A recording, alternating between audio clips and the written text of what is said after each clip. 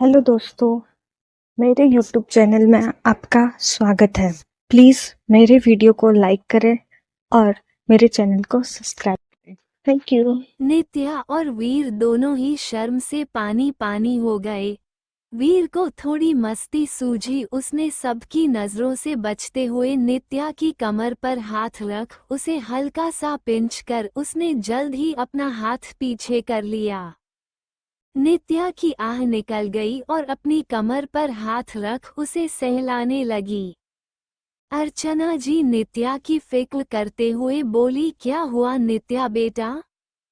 नित्या वीर को घूरते हुए बोली, मम्मी मच्छर ने काट लिया। अर्चना जी बोली, पर बेटा यहाँ तो मच्छर है ही नहीं।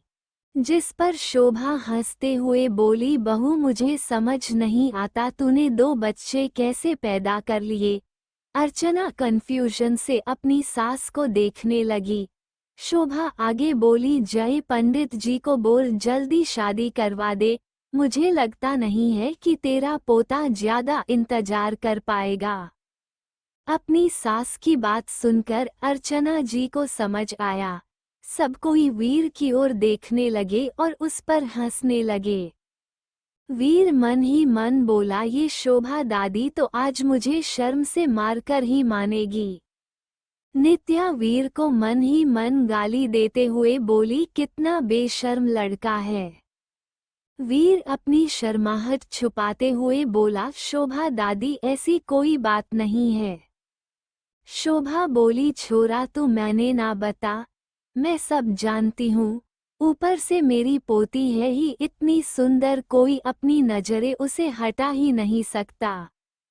थोड़ी देर बाद वीर ने पंडित जी के कहे अनुसार नित्या के साथ 7 फेरे लिए और नित्या की मांग में सिंदूर भर उसे मंगलसूत्र पहनाया। पंडित जी बोले, शादी संपन्न हुई, आप दोनों आज से पति और पत्नी हैं।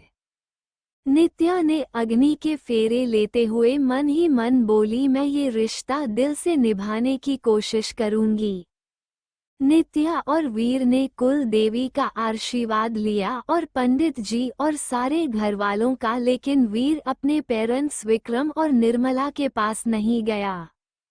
नित्या बोली, वीर वो तुम्हारे पेरेंट है, एटलीस्ट पैर तो छू ही सकते हो। वीर रूडली बोला, ये मेरे पेरेंट नहीं हैं, इन्होंने ये हक कब का ही खो दिया है। नित्या बोली, पर वीर ने नित्या से मुंह फेर लिया। विक्रम गुस्से से बोले, देखा निर्मला, ये लड़का हमारी बिल्कुल भी इज्जत नहीं करता। हमने तो आपको पहले ही मना किया था शादी में आने के लिए, लेकिन आपकी जिद के कारण हमें भी आना पड़ा। विक्रम आगे भी कहना चाहते थे, लेकिन निर्मला ने हाथ पकड़ लिया और उन्हें चुप रहने का इशारा किया। निर्मला आंसू भरी आवाज में बोली, तुम दोनों साथ में खुश रहो, हमारे लिए यही काफी है।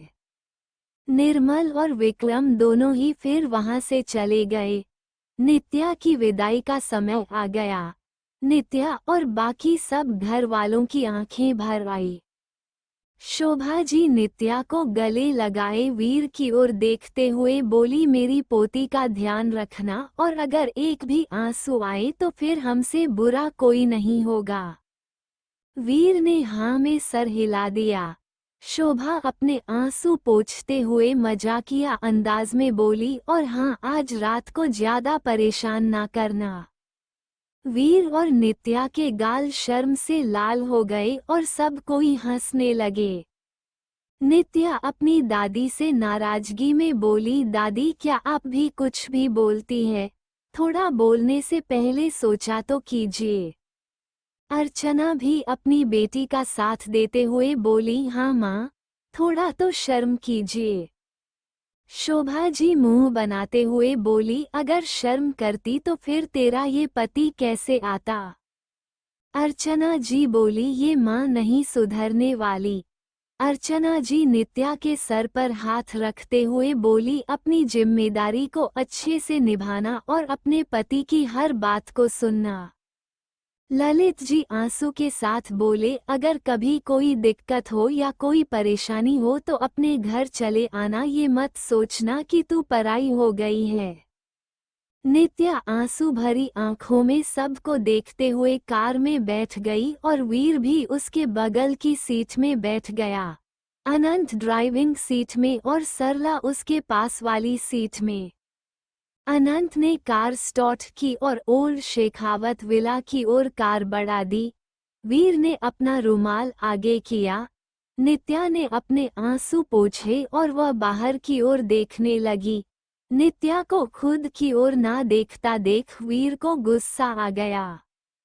उसने नित्या को कमर से पकड़ अपनी गोद में बैठा लिया और पार्टीशन लगा दिया। ये सब इतनी जल्दी हुआ कि नित्या को कुछ भी समझ नहीं आया। अनंत और सरला ऐसा रिएक्ट कर रहे थे कि जैसे उन्हें मालूम ही नहीं कि पीछे कोई बैठा है या नहीं।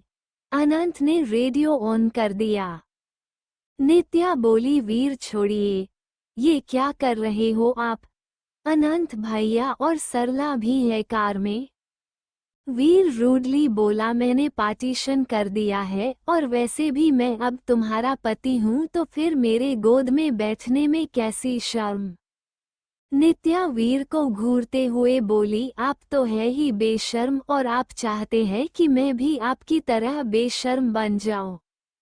वीर ने हाँ में सर हिला दिया। नित्या ने गुस्से में मुंह बना लिया और बोली, आपको मेरे कमर पर पिंच करने की क्या जरूरत थी? पता नहीं सब कोई क्या सोच रहे होंगे। वीर बोला, पर सबसे पहले आपने हमारे बाजू पर पिंच किया। नित्या बोली, वो तो हमें करना पड़ा ना। हम जब से वहां पर आए थे आपने एक बार भी हमें नहीं देखा और ना ही तारीफ की। तभी नित्या को एहसास हुआ कि वो फ्लो में अपने दिल की बात बोल गई है। नित्या बात को संभालते हुए बोली, वो हमारे कहने का मतलब के आगे का सेंटेंस नित्या के मुंह में ही रह गया, क्योंकि वीर ने अपने होठ नित्या के होठ पर रख दिए और उसे किस करने लगा। नित्या को हैरान देखकर वीर ने हल्का नित्या की कमर को प्रेस किया, जिसे नित्या की आह निकल गई। वीर धीरे पर सिडक्टिव आवाज में बोला, किसको महसूस करो। इतना बोलकर एक बार फिर उसने नित्या के होठों को कैद कर लिया। इस बार नित्या ने अपनी आंखें बंद कर ली और किस को महसूस करने लगी, जो वक्त के साथ और भी ज्यादा डीप और इंटेंस होती जा रही थी। नित्या भी अब थोड़ा थोड़ा बहकने लगी थी। वह भी धीरे धीरे वीर का साथ देने लगी और अपने हाथों को वीर के बालों में फिराने लगी। नित्या का साथ पाकर वीर एक्साइटेड हो गया और धीरे धीरे अपने हाथों को नित्या के बैक और कमर पर फिराने लगा। नित्या के शरीर में एक सिहरन सी उठ गई। थोड़ी ही देर में नित्या को सांस लेने में दिक्कत होने लगी। ये महसूस कर वीर ने नित्या के होठों को अपने कैद से रिहा कर दिया और गर्दन पर अपने होठ फिराने लगा। नित्या गहरी गहरी सांसें लेने लगी और अपने सांसों को काबू करने लगी। वीर की नजदीकियां उसकी दिल की धड़कनें बढ़ा रही थी। उसकी पकड़ वीर के कोट पर टाइट हो गई।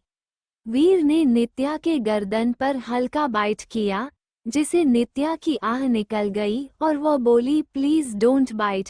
लेकिन वीर कहाँ नित्या की सुनने वाला था। उसने एक बार फिर नित्या की गर्दन पर बाइट कर दिया और फिर वहां सॉफ्टली किस करने लगा, मानो वो उसका दर्द कम करना चाहता हो। वीर अपने होठ धीरे धीरे नित्या के सीने की ओर ले जाने लगा। तभी अचानक से नित्या का फोन बज उठा। नित्या ने फोन की ओर देखा और प्रतीक के असिस्टेंट का फोन देख उसने वीर से कहा, वीर प्लीज रुक जाओ। वीर का मन तो बिल्कुल भी नहीं था, लेकिन फिर भी वह रुक गया। नित्या ने एक दो गहरी सांस ली और सीट से अपना फोन उठा लिया। वीर ने फोन छीनकर उसे स्पीकर पर कर दिया। नित्या घूर कर वीर को देखने लगी। तभी फोन से प्रतीक के असिस्टेंट शौर्य की आवाज आई, हेलो नित्या। नित्या बोली, हेलो शौर्य सर। शौर्य चिंता करते हुए बोला, नित्या आज तुम ऑफिस नहीं आए, क्या सब ठीक है? राघव ने कुछ और तो नहीं किया? वीर का एक्सप्रेशन थोड़ा डार्क हो गया और मन ही मन बोला, ये मेरी बीवी की कुछ ज्यादा ही चिंता है। नित्या बोली, शौर्य सर मेरी इतनी परवाह करने के लिए शुक्रिया, मैं ठीक हूँ। वो कल पार्टी में थोड़ी ड्रिंक ज्यादा कर ली तो इसलिए नहीं आए। सॉरी ऑफिस में इन्फॉर्म नहीं किया। शौर्य मुस्कुरा कर बोला, अरे नित्या, तुम्हें सॉरी बोलने की कोई जरूरत नहीं। दरअसल मैंने कॉल इसलिए किया था कि वो जो तुम कपूर के प्रोजेक्ट पर काम कर रही थी, उसको फाइनल करने के लिए तुम्हें और प्रतीक सर को लंदन जाना होगा। तुम्हें कोई परेशानी तो नहीं? नित्या जल्दी से जवाब देते हुए बोली, शौर्य सर मुझे क्यों परेशानी होगी, वैसे भी इस प्रोजेक्ट के लिए मैंने बहुत मेहनत की है। नित्या की हाँ सुनकर वीर की पकड़ नित्या के कमर पर कस गई, जिसे नित्या की आह निकल गई। नित्या गुस्से से वीर की ओर देखा, लेकिन उसके गुस्से भरे डार्क एक्सप्रेशन देखकर वो अंदर तक कांप गई। शौर्य बोला, क्या हुआ नित्या? नित्या जल्दी से जवाब देते हुए बोली, नहीं नहीं कुछ नहीं। शौर्य बोला, नित्या परसों ही तुम्हें जाना है। शौर्य आगे कुछ बोल पाता उसे पहले ही उसे फोन कटने की आवाज सुनाई दी। शौर्य अचानक से फोन कटने से हैरान हुआ, लेकिन फिर सोचा शायद नित्या बिजी हो। दूसरी ओर वीर ने नित्या का फोन सीट पर गुस्से से फेंका और नित्या जबड़ा पकड़ते हुए गुस्से से बोला, तुम्हें लगता नहीं है, तुम्हें हाँ करने से पहले अपने पति से पहले परमिशन लेनी चाहिए थी? नित्या को भी अपनी गलती का एहसास हुआ, लेकिन इतनी जल्दी अपनी गलती मान ले वो नित्या कहा। नित्या को अंदर से वीर के गुस्से से डर तो लग रहा था, लेकिन फिर भी वो हिम्मत दिखाते हुए गुस्से से बोली, एक पहले तो आप गुस्सा दिखाना बंद कीजिए। अरे अभी अभी शादी हुई नहीं याद रहा मुझे, और ना ही मेरी आदत है किसी से परमिशन लेने की। वीर को नित्या पर बहुत गुस्सा आ रहा था। उसने नित्या को अपनी गोद से उठाकर सीट पर पटक दिया और बोला, गलती मानने की जगह बहस कर रही हो। वीर गुस्से से दूसरी ओर मुंह करके बैठ गया। नित्या खुद से बोली, नित्या क्या जरूरत थी बहस करने की? गलती तेरी है, तुझे एक बार पूछ तो लेना चाहिए था ना। अब ये तो किसी बच्चे की तरह रूठ गए, कैसे बनाऊं अब इन्हें? दूसरी ओर प्रिया प्रतीक से झूठ बोलकर निकल तो आए, पर उसे मन ही मन बहुत बुरा लग रहा था और साथ ही उसका मन कह रहा था कि वो ये प्रतीक के साथ धोखा कर रही है। लेकिन जैसे ही प्रिया के सामने नित्या का सुंदर सा चेहरा याद आया, वह जलन से भर उठी। प्रिया जल्द ही वहां पहुंच गई, जो कि एक शहर से दूर फार्म हाउस था। वह जैसे ही अंदर गई, उसे सामने पर वही आदमी बैठा दिखाई दिया जो किसी राह की तरह बैठा हुआ था। प्रिया को देखकर उसके चेहरे पर मुस्कुराहट आ गई और वह प्रिया के चेहरे पर ट्रांसपेरेंट नाइटी फेंकते हुए बोला, जाओ इसे पहन कर आओ। प्रिया ने अपने चेहरे से वह नाइटी हाथ में ली और गुस्से से घूरते हुए वह वहां पास ही बने कमरे में चली गई। जल्द ही प्रिया ने वह नाइटी पहन ली, जिसमें उसका हर एक बॉडी पार्ट साफ साफ दिखाई दे रहा था और वह उसे एक हॉट लुक दे रहे थे।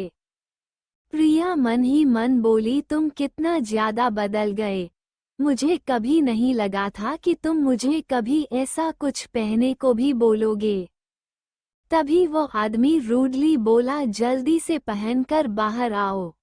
प्रिया ना चाहते हुए भी धीरे धीरे बाहर बढ़ने लगी, लेकिन उसे प्रतीक का सोच बुरा भी लग रहा था। प्रिया को रूम से बाहर आते देख वह एकटक उसकी ओर देखने लगा और उसकी खूबसूरती में वह खो सा गया। वह आदमी बोला, एकदम सेक्सी। प्रिया को ऑर्डर देते हुए बोला, चलो जल्दी से शराब की ग्लास भरो। To be continue. आखिर नित्या कैसे वीर को मनाएगी? क्या प्रिया जलन में पागल होकर प्रतीक को दे देगी धोखा या समय रहते निकल जाएगी? जानने के लिए बने रहे हमारे साथ इस कहानी में।